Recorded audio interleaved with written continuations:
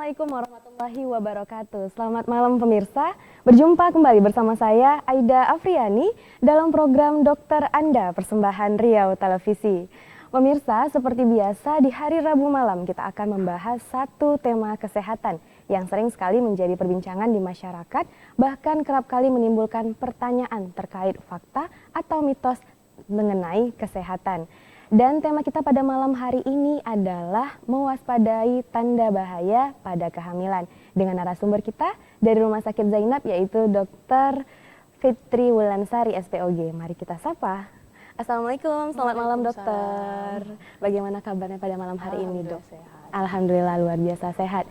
Nah pemirsa di rumah, kami di studio sudah mengikuti protokol kesehatan yang ada, yakni mencuci tangan sebelum memasuki ruangan, mengenakan masker, dan sudah mengatur jarak pada saat kami melakukan siaran kali ini.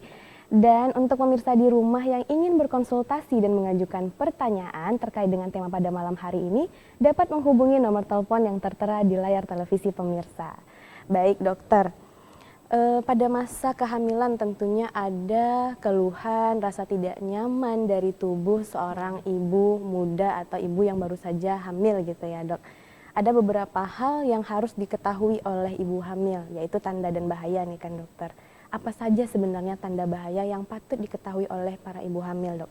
Ya, oke. Kalau kita bicara tentang tanda bahaya pada ibu hamil, kita harus tahu dulu ibu hamilnya itu ada di trimester pertama, trimester kedua atau ketiga. Trimester pertama itu berarti usia kandungannya di bawah 13 minggu. Kemudian kalau trimester kedua di antara 13 sampai 28 minggu. Trimester ketiga di atas 28 minggu.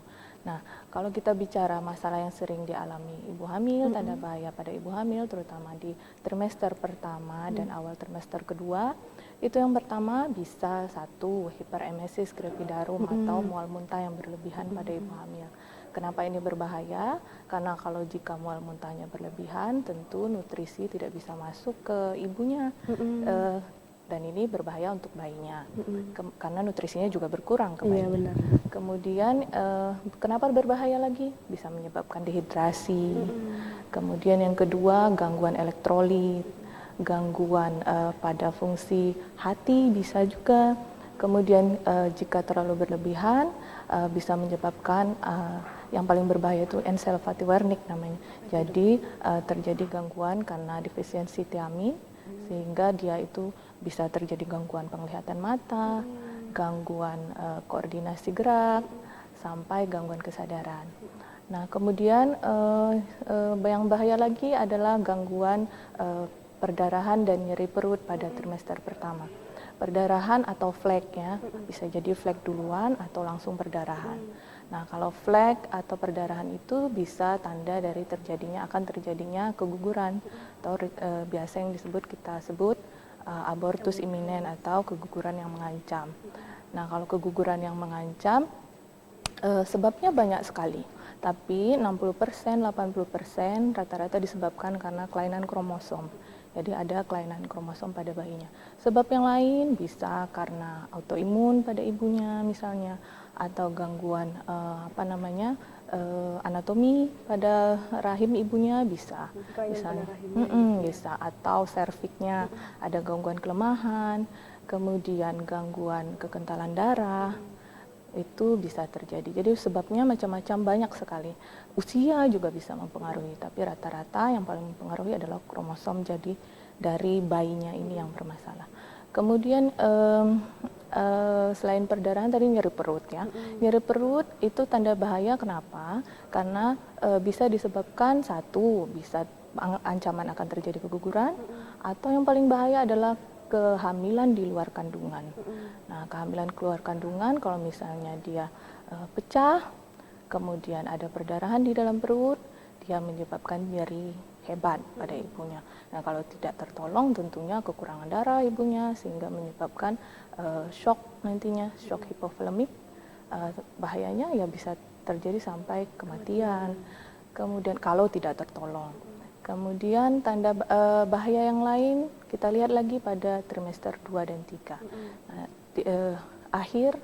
trimester 2 akhir atau trimester 3.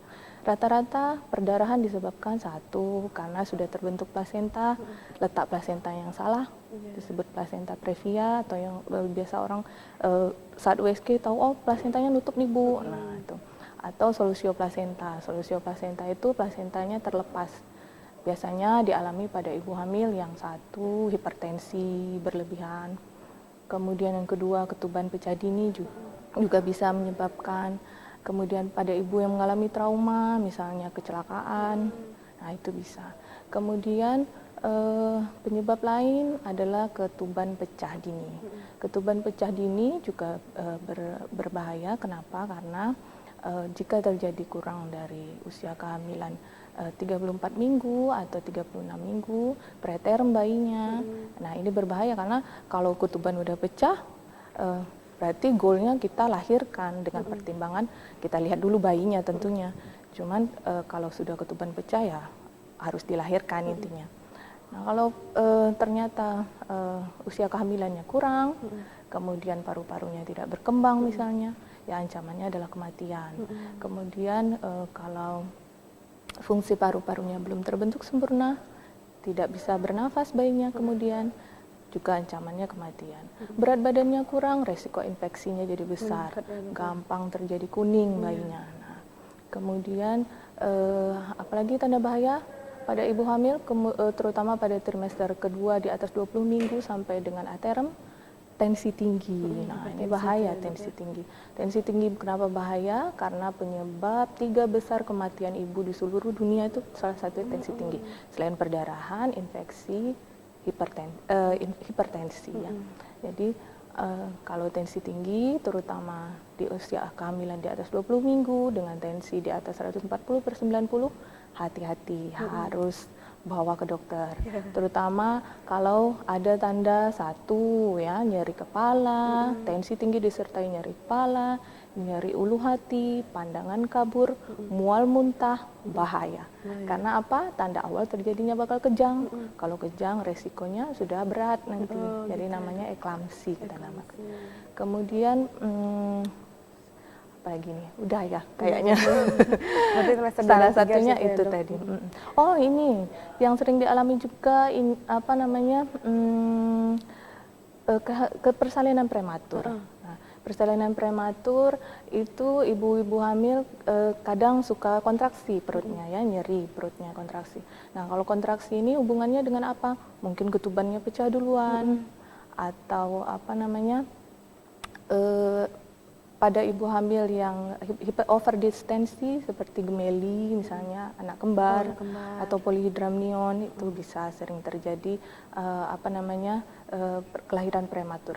Pada ibu-ibu yang mengalami faktor resiko pemberat seperti misalnya tensi tinggi tadi atau ibu-ibu dengan diabetes gestasional yang guranya tinggi pada kehamilan sehingga menyebabkan dia polyhydramnion misalnya, itu juga bisa menyebabkan apa namanya persalinan yang prematur jadinya. Persalinan prematur berbahaya kenapa? Karena tadi sudah saya jelaskan. Jadi resiko pada bayinya terutama. Kesiapan dari fungsi si janin ya, itu ya betul. dokter. Nah, jadi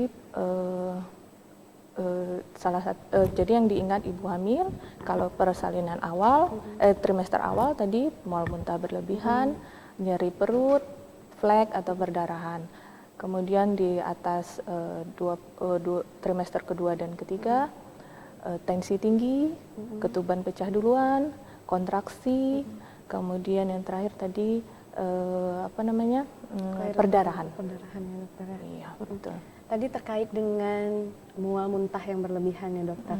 Itu kan biasanya awal kehamilan memang rata-rata ya dok, ibu hamil mengalami itu. Apalagi katanya di pagi hari atau dikenal dengan kata orang tuh morning sickness ya dok ya.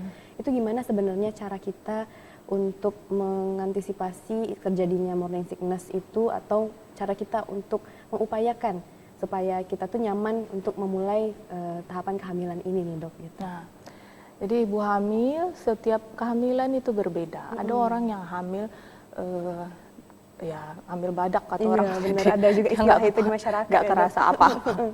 Kemudian ada juga yang dia sampai tidak bisa bangun karena mual muntah terlalu berlebihan. Nah, sebenarnya itu terjadi karena hormon kehamilannya masih tinggi, jadi beta HCG-nya tinggi.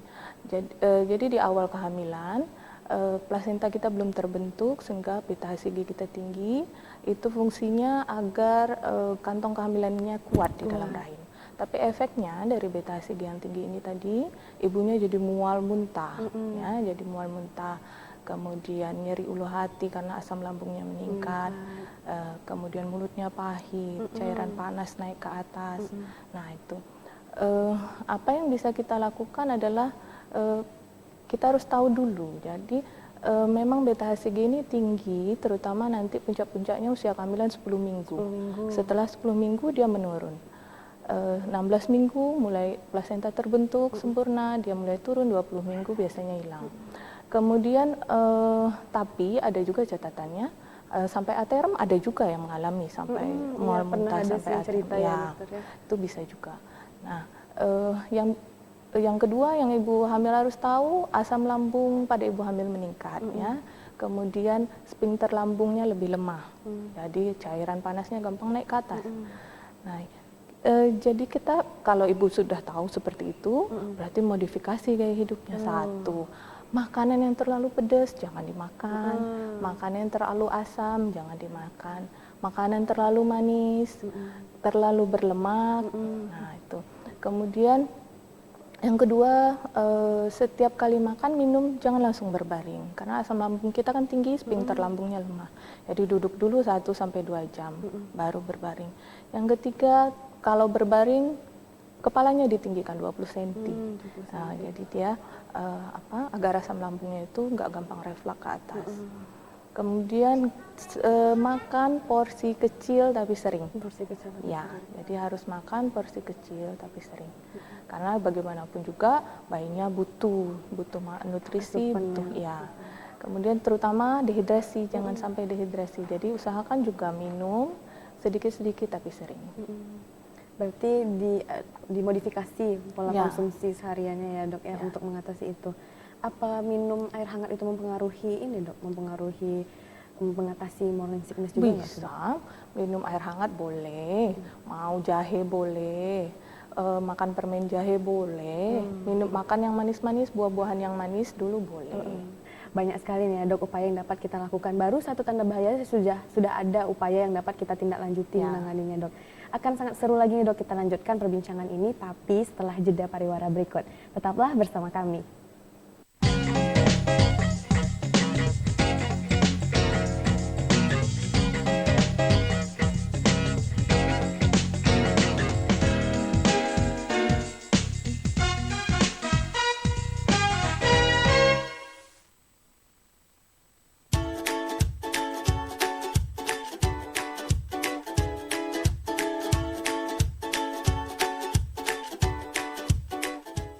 Tahukah Bunda, saat hamil tubuh menjadi lebih cepat lelah. Kemudian terasa nyeri pada perut dan anggota gerak tubuh. Keluhan paling sering yaitu sulit tidur. Nah, beberapa manfaat nih yang bisa Bunda peroleh dengan melakukan senam hamil. Yang pertama, aliran darah menjadi meningkat sehingga tubuh tidak gampang lelah dan memperkuat jantung dan paru. Yang kedua, mengencangkan otot, terutama otot perut dan otot dasar pangkul, dan memperkuat sendi sehingga keluhan nyeri dan ketidaknyamanan pada anggota tubuh pada saat hamil menjadi berkurang. Yang ketiga, yang penting juga membantu menjaga pertambahan berat badan selama hamil.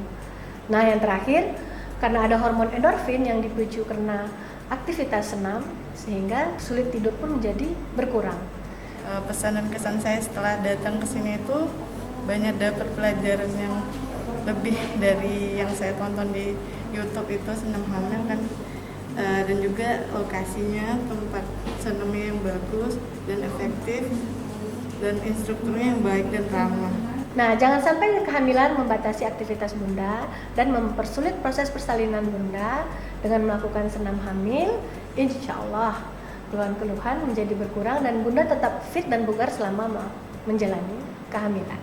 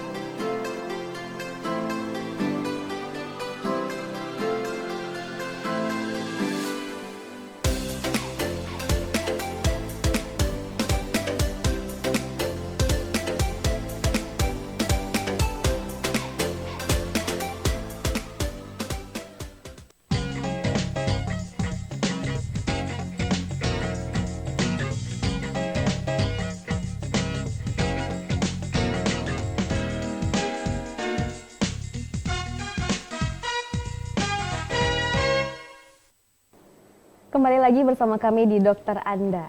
Baik dokter, kita lanjutkan lagi mengenai mual dan muntah tadi dok. Makanan yang dihindari sudah ada, tidak boleh terlalu pedas, terlalu asam, kaya akan lemak tadi ya dok, salah satu contohnya. Makanan yang memang harus dikonsumsi itu pada trimester awal kehamilan itu apa sebenarnya dok? Pada sebenarnya nggak cuma trimester awal, harus trimester trimester awal awal, dan seterusnya. Jadi ibu hamil harus memahami bahwa kalau soal nutrisi nih ya, kita ngomongin nutrisi ya sekarang. Jadi kalau nutrisi pada ibu hamil, kita harus ingat bahwa hamil itu adalah proses untuk kita seperti kita nanam bunga misalnya. Nah, misalnya kita nanam bunga mawar nih.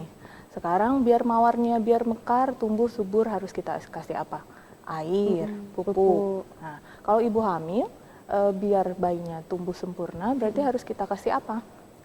Nutrisi yang baik. Nah, nutrisi yang baik apa saja? Jadi ibu hamil harus memahami bahwa apa yang kita makan akan berpengaruh pada bayinya, mulai dari trimester awal kehamilan sampai nanti dia lahir.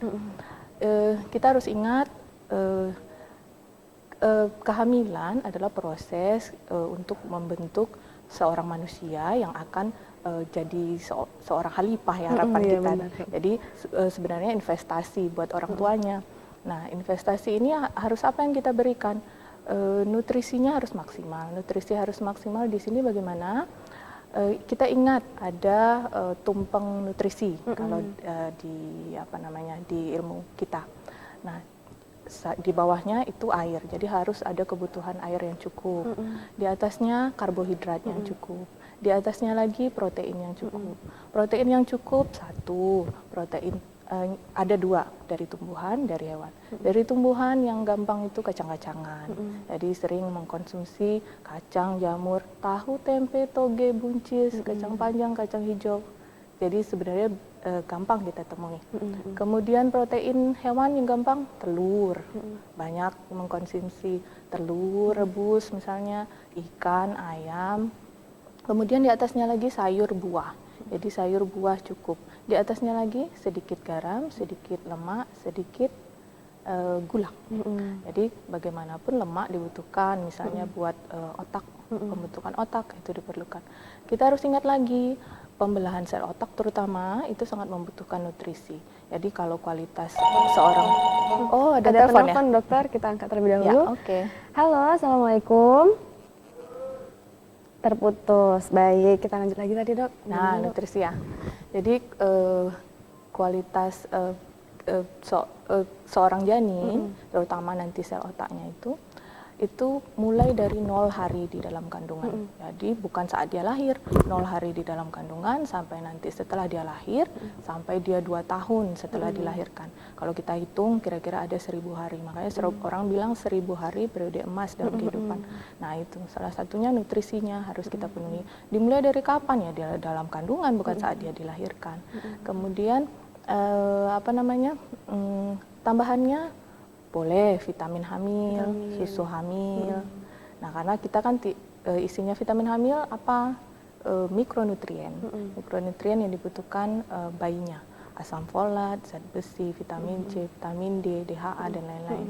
Nah, kadang kan kita makanan sehari-hari kita tidak bisa jamin apa kita bisa jamin tambahan kebutuhan kalori ibu hamil 300 kalori apa kita bisa hitung setiap hari? Nggak bisa. Apa mikronutriennya cukup? Zat besi misalnya 30 mikrogram cukup kita. Kadang ibu hamil tidak bisa ngitung sampai ke sana. Iya, benar. Nah, makanya diciptakanlah vitamin hamil, susu hamil untuk memenuhi kebutuhan itu.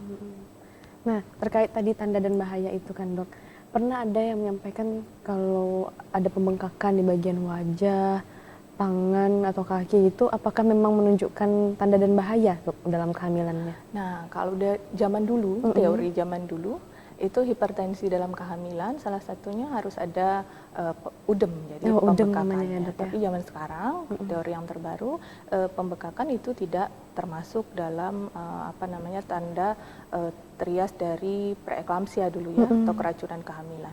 Nah, ada telepon. Kita telepon. Halo, assalamualaikum. Terputus lagi, baik lanjut lagi dokter. Jadi hipertensi, pembekakan, kita lihat terutama nanti tensinya tinggi nggak. Kalau misalnya tensinya nggak tinggi, pembekakannya di mana dulu? Apa di seluruh tubuh? Apa cuma di bagian kaki? Kalau di bagian kaki bengkaknya, kehamilannya sudah besar di atas 20 minggu, kemungkinan karena pembuluh darah yang ke arah tungkai bawahnya tertahan, pembuluh darah dan limfe, jadi tertahan sehingga dia bengkak. Kalau diangkat kakinya berkurang tidak. Nah, kalau tensinya bagus, kemudian lain-lain kondisi baik, pembekakannya hanya bagian kaki saja, saya rasa tidak ada masalah. Oh, berarti tidak tanda bahaya ya itu. Kecuali kalau dia seluruh tubuh bengkak, wah ada masalah itu. Ada albuminnya apa kurang. Nah, itu harus pemeriksaan lanjutan. Terkait dengan itu, oke. Ada telepon lagi. Assalamualaikum. Halo, assalamualaikum. Terputus lagi, baik. Lanjut lagi dokter. Tanda bahaya itu kan ada lagi yang menyatakan tadi seperti yang Bapak sampaikan, flek dan perdarahan. Apakah setiap kali flek itu muncul ada kurun waktu nggak dok? Misalnya dikatakan ini tanda bahaya apabila fleknya muncul lebih dari 3 kali setiap pagi, atau ada nggak spesifikasi seperti itu dok? Atau setiap kali pertama muncul harus tanda bahaya nih gitu? Gimana dok? Ya, setiap kali flek ada keluar pada ibu hamil, ya itu udah warning namanya. Jadi kalau flek harus kita segeralah datang ke dokter atau ke pusat kesehatan terdekat. Karena ada masalah apa nih? Kok bisa ada flek? Apalagi kalau disertai tadi tanda yang lain, misalnya perdarahan terus menerus atau nyeri perut. Ya, baik. Assalamualaikum. Ibu boleh dikecilkan sedikit volume televisinya? Ya, baik. Dengan siapa di mana? Dengan siapa? Ya, halo. Dengan Ibu Indri. Di mana Ibu Indri? Di Riau. Baik, Ibu Indri silakan pertanyaannya, Bu.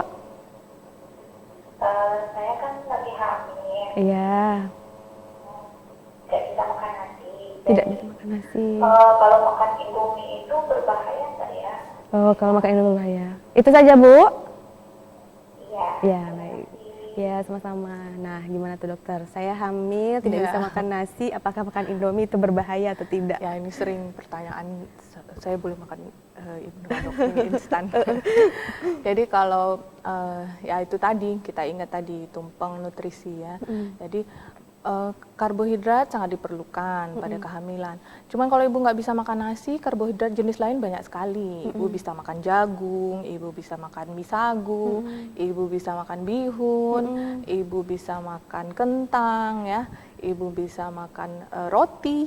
Jadi tidak harus makan nasi sebenarnya untuk cari karbohidratnya. Kalau ibu tanya mie instan boleh,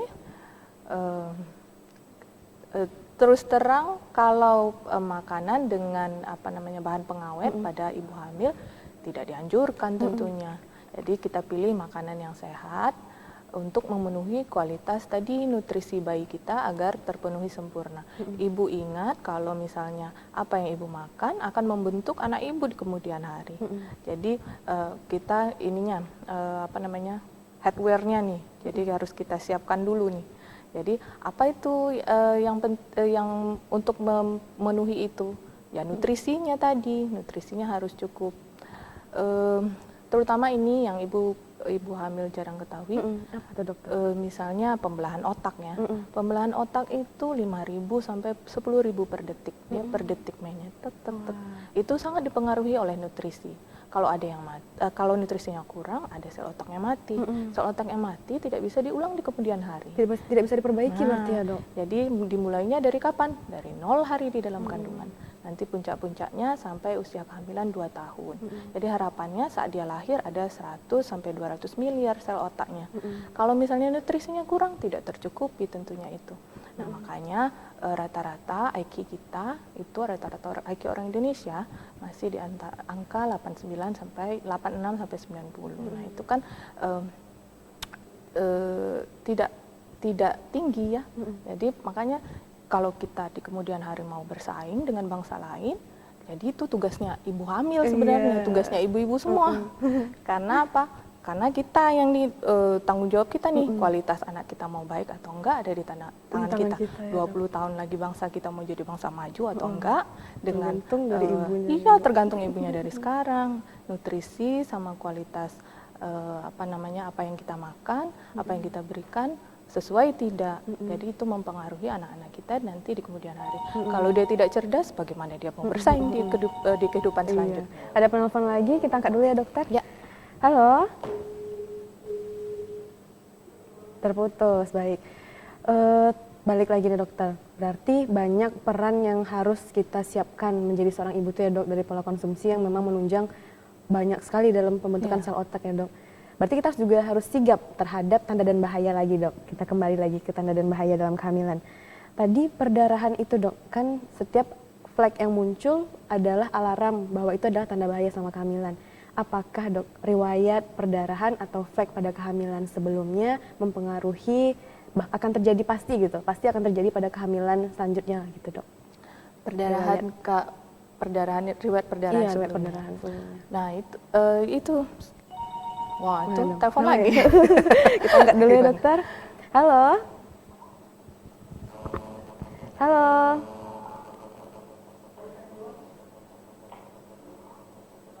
Halo. Halo. Halo, assalamualaikum.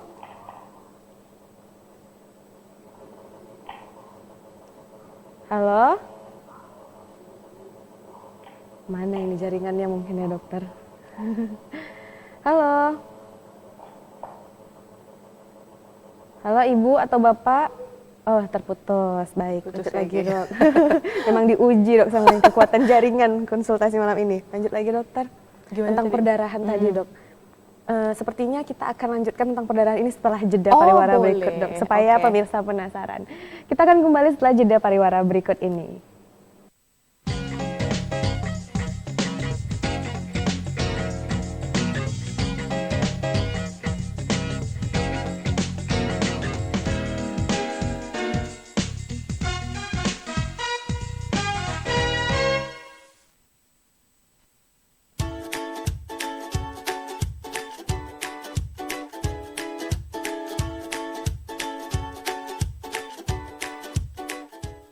Tahukah Bunda, saat hamil tubuh menjadi lebih cepat lelah.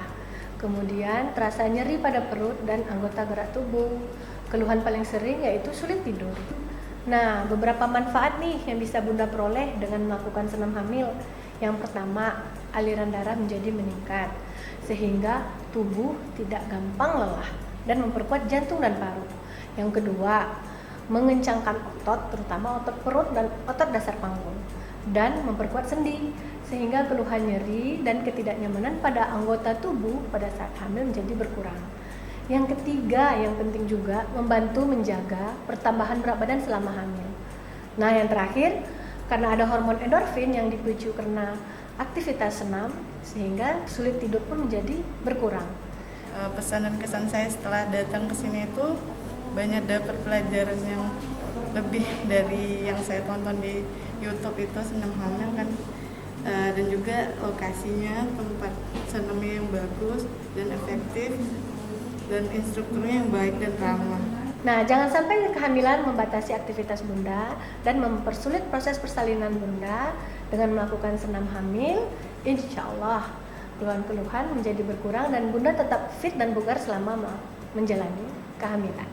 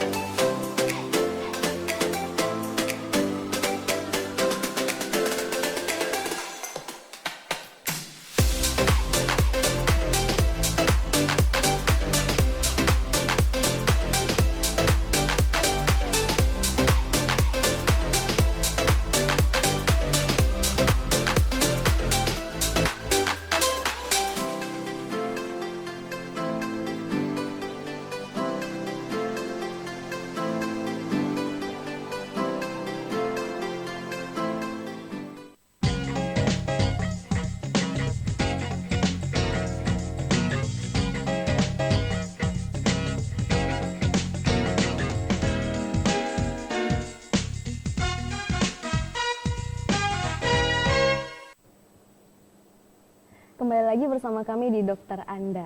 Baik dokter, kita lanjutkan lagi pembahasan kita mengenai tanda bahaya dalam kehamilan dok. Sebelumnya Ai pernah dengar nih dok tentang gerakan janin yang berkurang selama kehamilan itu apakah termasuk dalam tanda dan gejala, tanda dan bahaya selama kehamilan sih dok, masih atau tidak gitu dok? Ya, ada telepon. Ada telepon. Oke, kita angkat terlebih dahulu ya dok. Halo. Halo, assalamualaikum. Halo. Tidak ada jawaban dok. Halo. Terputus, baik. Oke. Gimana tuh dok? Tentang gerakan janin. Nah, kalau gerakan janin itu normalnya ibu bisa merasakan tuh di usia kehamilan 20 minggu 20 biasanya. minggu. Nah, di atas 28 minggu paling enggak setiap 2 jam, dalam 2 jam itu ada 10 gerakan. Atau ada juga pendapat lain, misalnya rata-rata gerakan paling sering ibu misalnya siang ada 20 kali. Nah, besok juga harus 20 kali. Oh gitu. Ya kita angkat terlebih dahulu dok. Halo. Halo. Halo. Halo, selamat malam. Mana ini suaranya ya dok? Halo. Terputus, baik. Lanjut lagi dokter. Oke, diuji sekali kita malam ini dok untuk diskusi. Lanjut lagi tadi dok. Nah itu tadi gerakannya kalau di atas 28 minggu, di atas 7 bulan dalam 2 jam paling enggak ada 10 kali. Atau itu tadi misalnya paling sering gerakannya ini misalnya siang dokter. Nah siang ibu hitung rata-rata biasanya berapa kali dalam waktu kurun itu. Nah kalau misalnya besoknya berkurang itu harus ibu waspadai. Kemudian terutama diwaspadai juga pada ibu-ibu yang lewat waktu ya, kehamilan lewat waktu, karena kehamilan lewat waktu satu plasentanya sudah tentunya kualitasnya jelek, kemudian yang kedua air ketubannya juga berkurang. Nah itu harus waspada terutama pada ibu-ibu hamil yang sudah lewat waktu, atau yang kedua pada ketuban pecah duluan. Pada ibu-ibu yang hamil preterm tuh bisa juga. Atau yang ketiga ibu-ibu dengan penyulit, misalnya ya tadi hipertensi tadi, atau ada diabetes dalam kehamilannya, penyakit endokrin yang lain misalnya tiroid, kemudian apa namanya penyakit penyulit yang lain, autoimun misalnya. Nah kalau ibunya ada penyulit nih istilahnya, nah itu diperhatikan. Kalau misalnya ada segera hubungi ke dokter, jadi konsultasikan ke dokter. Nah berarti harus peka ya dok, jadi ibu harus peka untuk menilai pergerakan janinnya gitu, sebagai wujud kita untuk waspada ya dok ya. Ya, karena pergerakan janin itu menunjukkan kesejahteraan janinnya, jadi namanya kita bilangnya fetal well-being bayinya, jadi kesejahteraan janinnya. Salah satunya itu gerakan janin. Perihal tadi nih dok, perdarahan yang terjadi pada kehamilan pertama, apakah akan berkelanjutan pasti pada kehamilan berikutnya, itu bagaimana dok? Perdarahan, kalau sudah ada riwayat perdarahan sebelumnya. Nah, riwayat perdarahan sebelumnya karena sebab apa dulu nih? Dikaji lagi berarti ya dok? Iya, karena sebab apa dulu. Misalnya pada trimester keberapa misalnya. Pada trimester pertama sebabnya misalnya karena gangguan autoimun, misalnya pada orang-orang yang kelainan darah misalnya. Atau disebutnya antiphospholipid syndrome seringnya. Nah, kalau misalnya dia ada penyakit penyerta seperti itu, ya bisa saja berulang pada kehamilan selanjutnya. Jadi rata-rata biasanya memang berulang setiap kali hamil, kurang dari 10 minggu sudah keguguran misalnya, atau lebih dari usia kehamilan 10 minggu ada kematian janin. Nah, ada perdarahan sehingganya. Itu yang mempengaruhi. Atau penyebab yang lainnya kalau misalnya hipertensi, hipertensi atau ada penyulit yang lain, misalnya kehamilan kembar seperti itu, ya bisa saja berulang sehingga di kehamilan selanjutnya bisa terjadi lagi. Berarti perlu penanganan khusus lah ya dok, kalau misalnya sudah ada pengalaman sebelumnya, diwanti-wanti dan dicari tahu memang penyebabnya apa gitu ya dok ya, supaya kita lebih siaga juga ya dok menghadapi kehamilan berikutnya. Nah dokter, kira-kira kan tadi sudah dokter sampaikan tanda bahayanya, makanan yang memang patut untuk dihindari, makanan yang memang harus dikonsumsi gitu, bukan hanya pada trimester awal tapi juga berkelanjutan selama kehamilan. Sekarang terkait dengan olahraga nih dok. Jadi kan supaya ibu-ibu hamil juga memang menyiapkan kehamilan dengan amat sangat selain peka terhadap tanda bahaya kehamilan. Olahraga apa sebenarnya yang boleh dilakukan oleh ibu hamil, Dok? Ya, olahraga bisa ibu hamil, yoga. Misalnya, kemudian apa namanya, lari, jalan pagi, 10 sampai 15 menit setiap hari. Kemudian apa namanya, senam hamil. Ya, boleh sekali. Boleh. Nah, itu terkait dengan senam hamil, Dok. Dari Rumah Sakit Zainab sendiri, apakah ada program khusus nggak, Dok, untuk memberikan fasilitas kepada ibu hamil? Ya, di Zainab kita ada di hari Sabtu, itu setiap jam 8 pagi, itu ada senam hamil. Kita menyediakan senam hamil. Kenapa senam hamil itu perlu? Karena itu tadi, sendi-sendinya biar lebih bagus, kemudian biar vitalitas tubuhnya baik, kemudian berkaitan dengan hormon endorfin. Endorfin hormon dia merasa lebih senang, lebih bahagia, kemudian sehingga dia lebih nyaman menjalani kehamilan. Apa namanya? Tapi ya perlu diingat juga kalau pada ibu-ibu dengan penyulit, ya harus menjadi catatan apa boleh dilakukan atau tidak. Tapi ibu-ibu dengan tidak ada penyulit, ya dianjurkan sekali agar vitalitas tubuhnya bagus. Juga meningkatkan rasa bahagia dia menikmati kehamilan ya, Iya, Dokter. betul. Apalagi dia bertemu dengan banyak ibu-ibu yang Ya, juga sama-sama teman-temannya. hamil, gitu ya, Dok, bisa berbagi cerita tentang pengalamannya masing-masing. Nah, itu tadi tentang olahraga, tanda bahaya sudah, pola konsumsi juga sudah dokter sampaikan, udah lengkap sekali nih kan, Dok. Terkait dengan kunjungan, kan kita sekarang lagi di masa pandemi nih kan, Dok, masih begini-begini kondisi kita. Kira-kira jadwal kunjungan ibu hamil ini berapa kali memang harus dilakukan sepanjang kehamilan ya, Dok? Boleh diingatkan lagi Jadwal gitu, Dok. kunjungan, oh ya. Jadi kalau jadwal kunjungan itu disarankannya untuk USG nih terutama kurang dari 11 minggu, Kurang dari 11 minggu. 11 sampai 13 minggu itu sangat dianjurkan.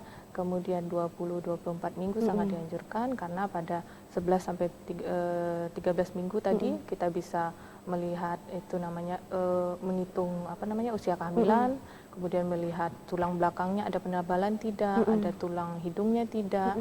Nah, itu sangat berkaitan nanti kita menyingkirkan kelainan-kelainan seperti sindrom Down trisomi ya misalnya.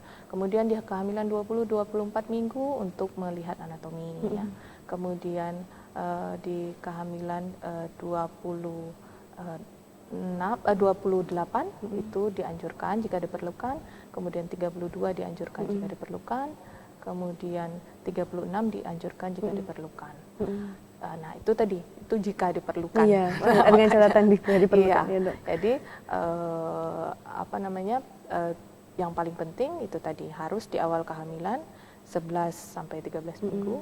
20-24 minggu. Setelah itu konsultasikan ke dokter.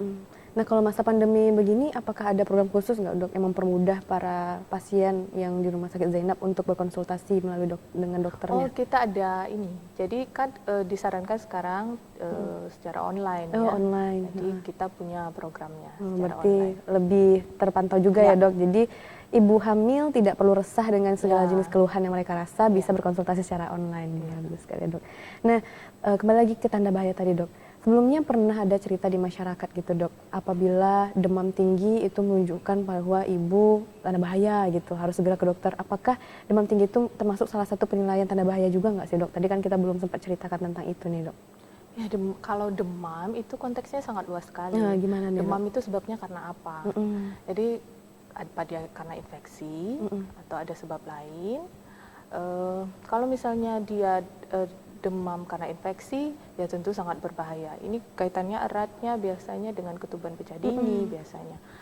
Kalau pada ibu hamil ya, atau apa ada penyebab penyakit lain penyerta. Misalnya infeksi yang lain. Ya, misalnya yang gampangnya di sekitar kita demam berdarah, misalnya itu juga berbahaya jika terjadi pada ibu hamil. Infeksinya kan bisa macam-macam, bisa virus, bisa protozoa, bisa bakteri. Nah, itu kalau demam kan berarti ada tanda infeksi di situ. Nah, kenapa berbahaya? Salah satunya pada janinnya ya, terutama kalau ibu demam, nadi janinnya juga jadi tinggi. Ya, jadinya bayinya takikardi. Kemudian sebab lainnya kenapa berbahaya? Ya tentu kalau misalnya penyebab dasarnya apa tadi. Nah, kalau misalnya tidak ditangani, ya tentu sangat mempengaruhi nanti untuk kehamilan ibu dan bayinya. Baik dokter, kira-kira kesimpulan dari dokter sendiri yang ingin disampaikan kepada ibu hamil atau suami yang sedang mendampingi istrinya sedang hamil, boleh silakan disampaikan terlebih dahulu dok.